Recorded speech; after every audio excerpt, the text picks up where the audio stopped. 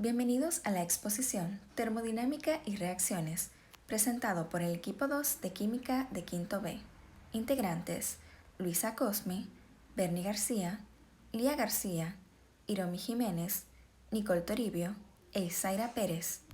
Para empezar, Luisa nos dará una introducción sobre la termodinámica.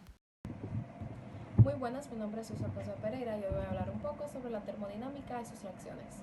Muy bien, la termodinámica estudia todas las posibles transformaciones y transferencias de energía del universo.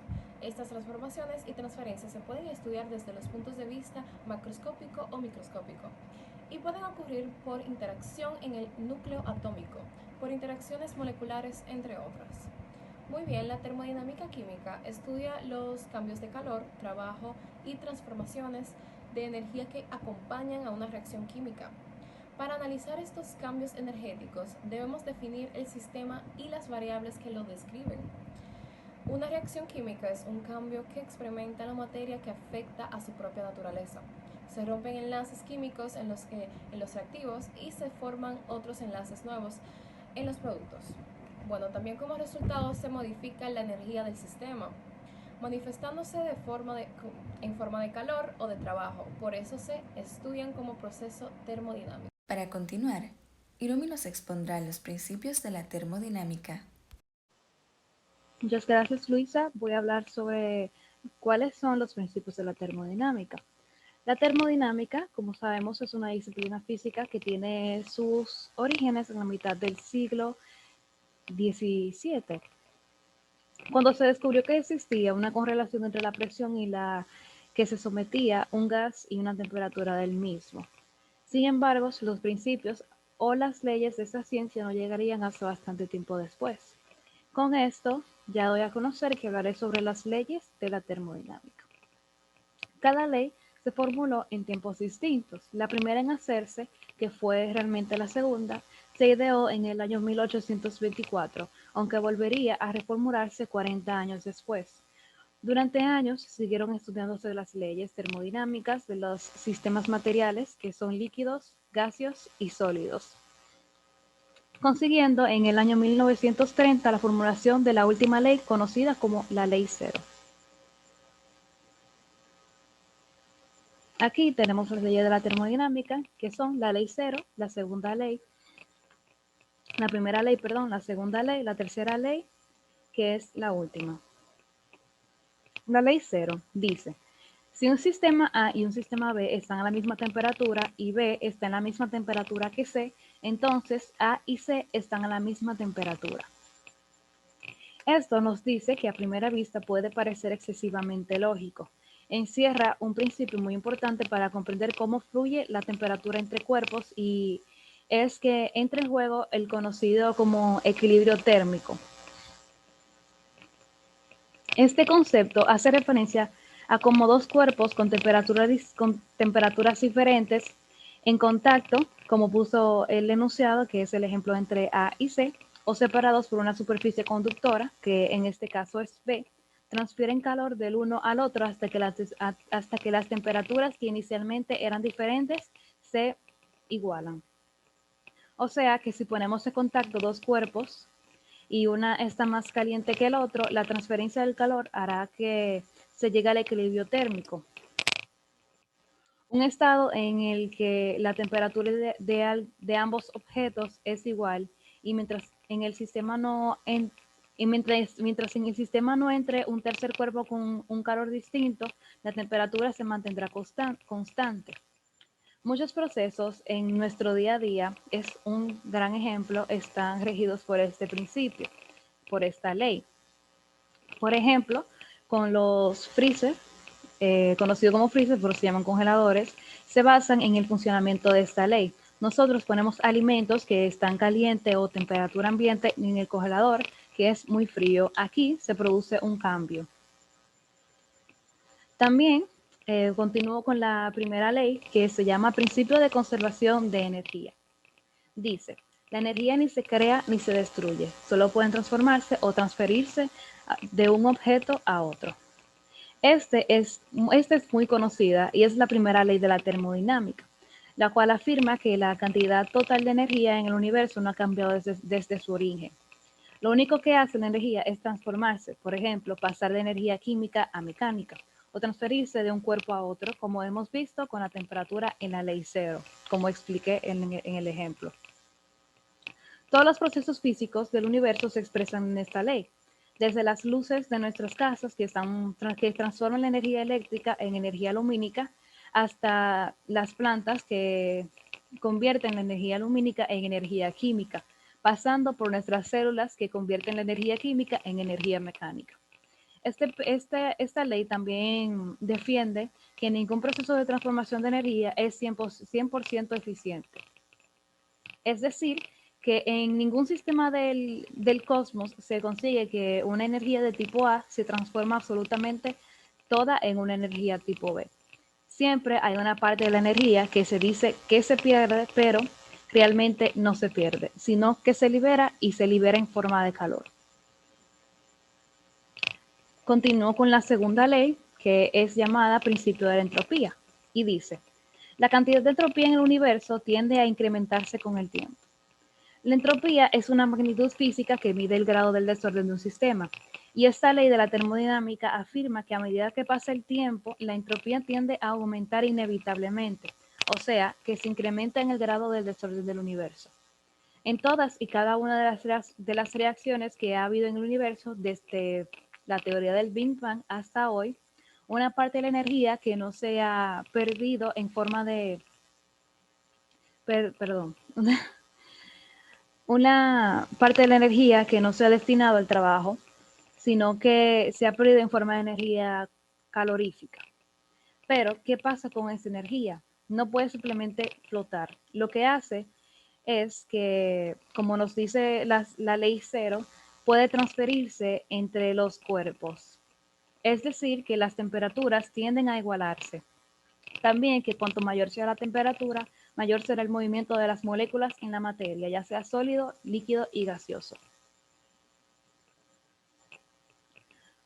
Por lo tanto, cuando un cuerpo pierde el calor, al transformar energía, tiene que igualarse con los cuerpos de su alrededor, y al igualarse, las temperaturas inevitablemente se tiende al desorden, pues hacemos que los cuerpos fríos, ya que las moléculas se mueven lentamente, empiecen a aumentar su entropía, pues su temperatura se incrementa y con esto el movimiento de las partículas, empiezan a diferenciarse. Es decir, que a más movimiento se produce más desorden. Tenemos la tercera y última ley que se llama principio de Nernst. Esta dice que al llegar a cero absoluto de temperatura, cualquier proceso físico se detiene. Esta ley se generó en 1923 por Lewis Randall y recoge la información de todas las leyes anteriores. Es parte de la base de que para que haya alguna reacción de transformación de energía es necesario que haya movimiento de partículas. Por lo tanto, si llegamos al cero absoluto de temperatura, que es, el cero absoluto es menos 273.15 en grados Celsius, no puede ocurrir ninguna reacción energética. Y es que esta temperatura es la más baja posible. Las moléculas que conforman la materia están muy juntas, así que no puede darse ningún movimiento ni proceso físico. Porque todos ellos dependen de la temperatura. Es decir, que si llegara al cero absoluto, que se dice que es imposible hasta el momento, las reacciones se anulan. El principio dice que llegando a esta temperatura, la entropía llega al valor mínimo constante. Es imposible un grado mayor de orden, porque las moléculas están totalmente juntas y no se mueven. De hecho, como mencioné, se dice que es casi imposible o imposible hasta el momento porque no se ha descubierto ningún lugar que llegue a la temperatura de cero absoluto, que el lugar más acercado, y ese es conocido como el más frío del universo, es la nebulosa Boomerang, y está situada a 5.000 años de luz de nuestra Tierra, donde se han descubierto que las temperaturas son de menos 272 grados Celsius, pero sigue sin ser el cero absoluto. es decir, que todavía no se ha descubierto algún lugar que llegue a cero absoluto. Finalizando mi participación, Bernie puede comenzar. Gracias. A continuación, Bernie nos hablará sobre el sistema termodinámico. El sistema termodinámico. El sistema termodinámico se define como aquella parte del universo que delimitamos para ser sometida a estudio. Lo que rodea el sistema se denomina frontera, la cual es la porción de espacio que se encuentra más allá de la frontera del sistema, se denomina entorno. Los sistemas se pueden clasificar de tres maneras, según sea la relación entre el sistema y el entorno. El sistema abierto. El sistema abierto tiene ese nombre porque está abierto a todo sistema que intercambia materia y energía con el entorno. El sistema cerrado es el tipo de sistema que no permite intercambio de materia con su entorno. Y el sistema aislado es la clase de sistema que no permite intercambios con el entorno, ni materia ni de energía. Aquí pueden ver un ejemplo de la representación de los sistemas abiertos y cerrado y aislado. Y para apreciar los cambios en un sistema necesitamos valorar algunas magnitudes como la presión, el volumen o la temperatura. Gracias. A continuación, Lía nos expondrá sobre las aplicaciones de la termodinámica. Buenos días, mi nombre es Lía. Yo les voy a hablar sobre qué es la termodinámica y sus aplicaciones. Primero empezaré diciendo a qué se refiere la termodinámica, que será una pequeña introducción. Y la termodinámica es la parte de la física que se encarga de dar relación. En nuestra vida diaria podemos encontrar la termodinámica en diferentes lugares y en diferentes sitios. Y eso es muy fácil de responder de manera simple, que podemos decir que la termodinámica está presente hasta por el prender un cigarro o simplemente abrigarse. Ahora les voy a dar sobre algunos ejemplos más claros. La termodinámica y sus aplicaciones la podemos encontrar en ciencias de los materiales. Una de las aplicaciones de la termodinámica está ligada a la ciencia de los materiales, que estudia formas de obtener nuevos tipos de materiales que poseen propiedades químicas y físicas. Tienen definidas la termodinámica, podemos decirlo así, es una de las bases de la ingeniería de materiales, porque los procesos de fabricación de nuevos materiales limpian bastante la transferencia de calor y trabajo para las materias primas. En industrias, los procesos industriales forman materias primas en procesos acabados utilizando maquinarias y energía. Por ejemplo, en la industria láctea, la transferencia de calor se utiliza en la pasteurización y en la fabricación de quesos como mantequilla. Otro ejemplo, en la industria siderúrgica, las altas temperaturas de los hornos usan la función de diversas sustancias, permitiendo su combinación y producción de diferentes tipos de acero en la construcción de edificaciones. En especial en las estructuras metálicas, en la construcción de máquinas térmicas, por ejemplo, motores que funcionen con combustibles y refrigeradores, etc.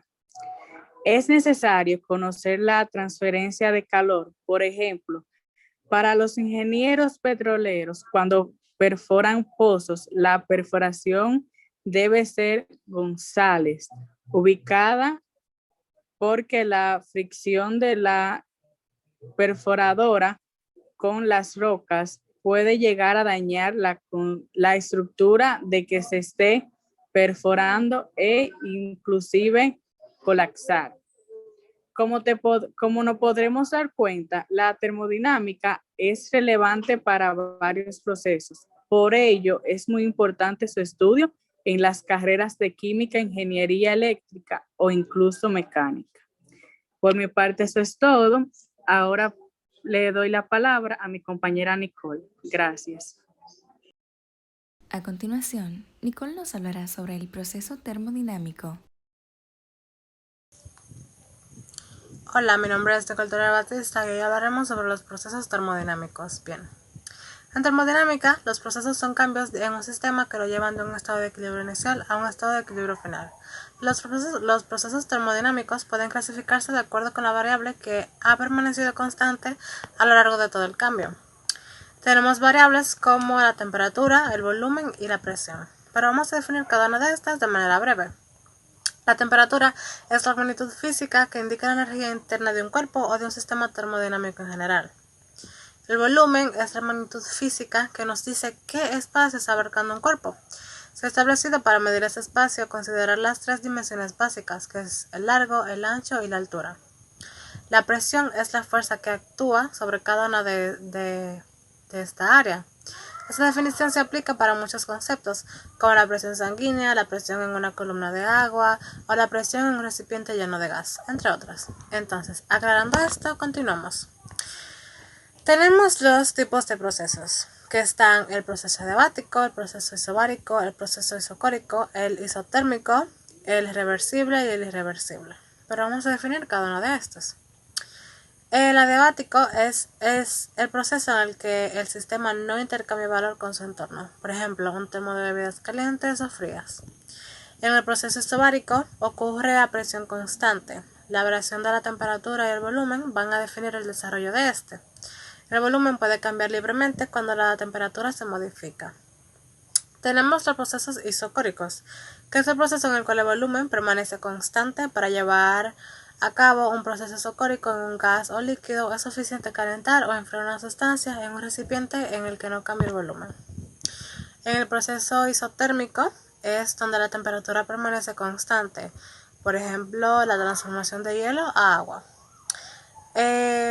En la temperatura, por ejemplo, del punto de fusión, que es 0 grados Celsius, no hay cambio de temperatura porque el fenómeno físico se enfoca en el cambio de fase.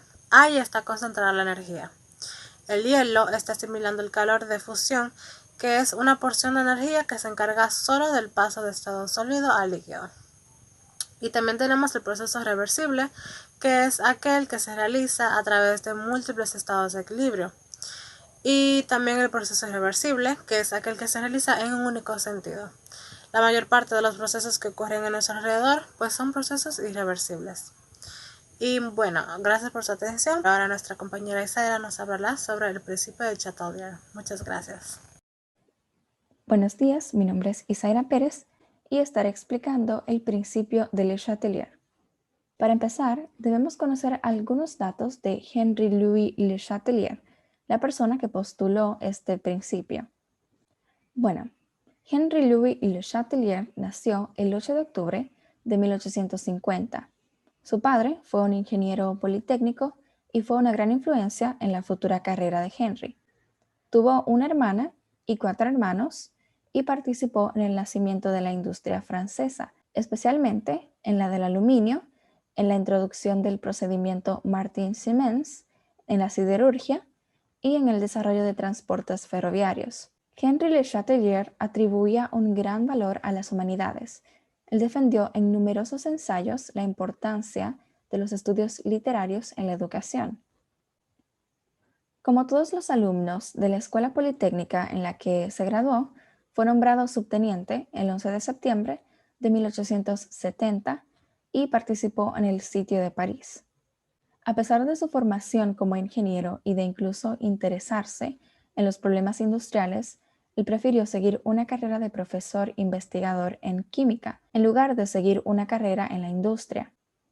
En 1887 fue elegido como jefe del Departamento de Química General en l'École des Mines de París, un puesto que desempeñó hasta su retiro, y también ocupó el cargo de jefe de Química Mineral en el Colegio de Francia y después en la Sorbona. Por último, debemos mencionar que fue nombrado miembro de la Academia de Ciencias en 1907.